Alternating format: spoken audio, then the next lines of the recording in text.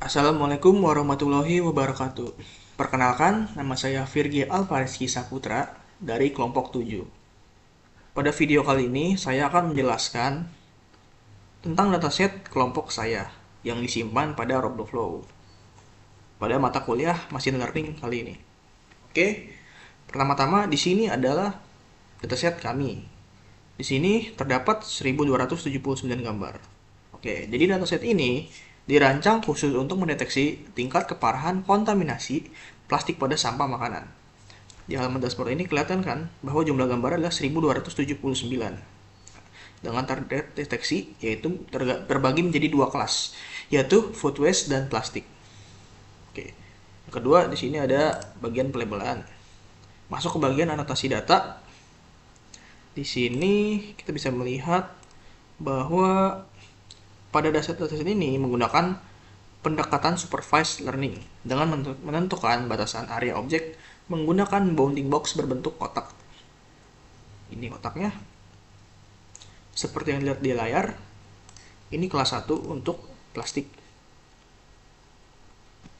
Di setiap objek sampah makanan atau kontaminasi plastik dilengkapi secara presisi menggunakan kotak pembatas. Nah, batasan ini berfungsi untuk melatih model dalam mengenali posisi koordinat objek. Nantinya nilai tersebut akan kita gunakan sebagai dasar perhitungan untuk mengestimasi luas area serta persentase tingkat keparahan kontaminasi plastik terhadap sampah makanan. Di sini kita bisa melihat kelasnya di sini. Ini kelas 1 yang menganotasikan plastik dan kelas 2 yang menganotasikan sampah makanan. Oke, di sini kita bisa melihat pembagian datasetnya ada di sini. Split data trend set sebesar 80%, yaitu sebanyak 1015 gambar, lalu valid set sebesar 20%, sebanyak 257 gambar, lalu test set hanya 0. Tidak ada test set di sini. Nah, selanjutnya, kenapa begitu?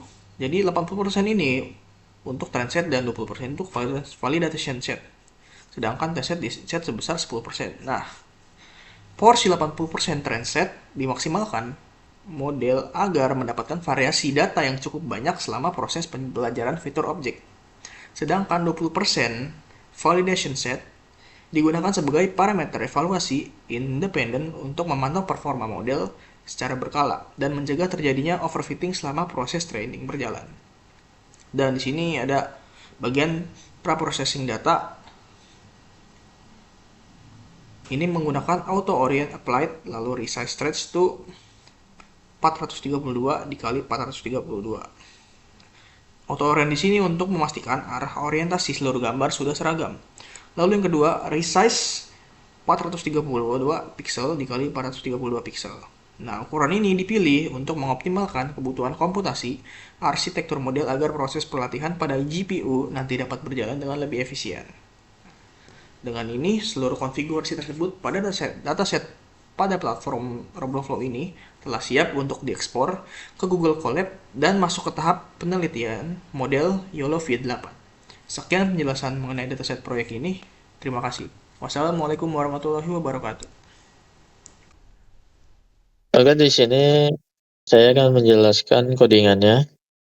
Untuk pip install ini dia digunakan untuk RoboFlow-nya. Lalu untuk pip install RoboFlow yang satunya ini digunakan untuk mengambil si datasetnya dari RoboFlow.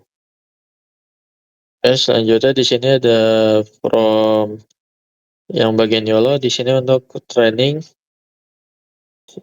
si datasetnya. Selanjutnya di sini ada Google Colab import parts di sini untuk menaruh atau mengupload si file yang kita inginkan. Lalu di sini selanjutnya ada library. Oh, ini untuk codingan utamanya. Di sini kita menggunakan import CV2 atau OpenCV yang digunakan untuk membaca gambar. Dan di sini ada import NumPy digunakan untuk melakukan hitungan matriks dan pixelnya. Dan YOLO di sini kita gunakan untuk memanggil model hasil pelatihannya. Untuk Matplot di sini digunakan untuk menampilkan hasil si deteksinya. Dan Glob digunakan untuk mencari file secara otomatis. Sedangkan untuk yang terakhir OS digunakan untuk mengolah si filenya. Ya, selanjutnya di sini model path di sini digunakan untuk menentukan lokasi si model hasil trainingnya. Dan apabila si file tidak ada atau tidak ditemukan, program akan mencari secara otomatis. Dan jika masih nggak ditemukan, maka akan muncul error. Dan kalau sudah berhasil ditemukan atau tidak error, maka si model akan dimuat menggunakan model sama dengan YOLO, yang bisa diartikan seluruh bobot hasil pelatihan akan digunakan untuk melakukan prediksinya. Ya, selanjutnya di sini program untuk yang Glob di sini digunakan untuk mencari si folder gambarnya secara otomatis. Jika folder testnya tidak ada, maka akan mencari foldernya sendiri melalui kode yang valid atau image. Apabila keduanya tidak ditemukan, maka program akan menghentikan si prosesnya. Untuk selanjutnya, di sini ada program yang image fetch. Di sini berfungsi untuk mengambil si gambar pertama yang telah diunggah ke dalam Google Colab. Misalnya salah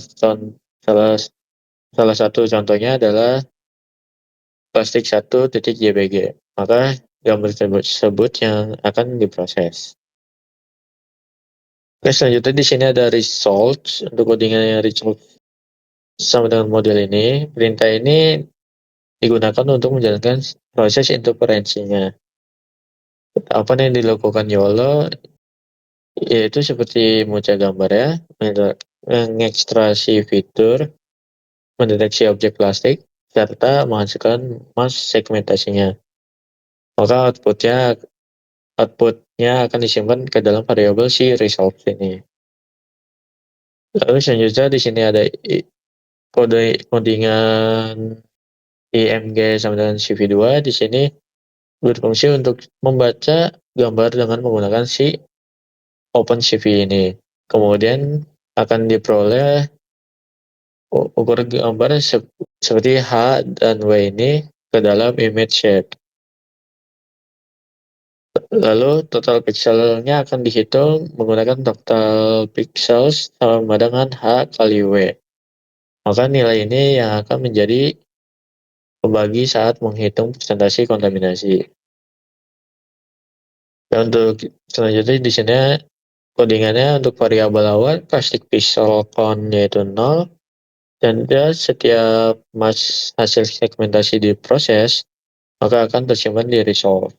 Jika tidak ditemukan objek plastik, maka dia akan masuk ke result mask is not known atau tidak ditemukan. Setiap mask akan diubah menjadi area nampi, lalu ukuran mask disesuaikan dengan ukuran gambar aslinya. Selanjutnya akan dihitung jumlah pixel yang termasuk area plastik ke dalam NP-sum ini. Maka nilai tersebut yang tadinya plastik pixel count 0 menjadi bertambah. Lalu cara perhitungannya di sini kita menggunakan hitungan luas plastik dibagi total pixel dikali 100%. Maka kalau di dalam programnya akan seperti ini. Lalu selanjutnya program akan mencetak hasil ke terminal ke dalam print ini. Terus YOLO akan menggambarkan hasil segmentasi pada gambar. Seperti yang dilihat, kita menggunakan parameter yaitu box size sama dengan true sebagai menampilkan kotak deteksinya atau bounding box. Lalu ada label sama dengan false yang tidak menampilkan nama kelas objek. Lalu ada conf sama dengan true. Di sini berfungsi untuk menampilkan nilai confidence atau tingkat keyakinan model. Kemudian si gambar akan ditampilkan menggunakan Matplotlib yang ada di codingan seperti PLT, Drag Up Show. Dah.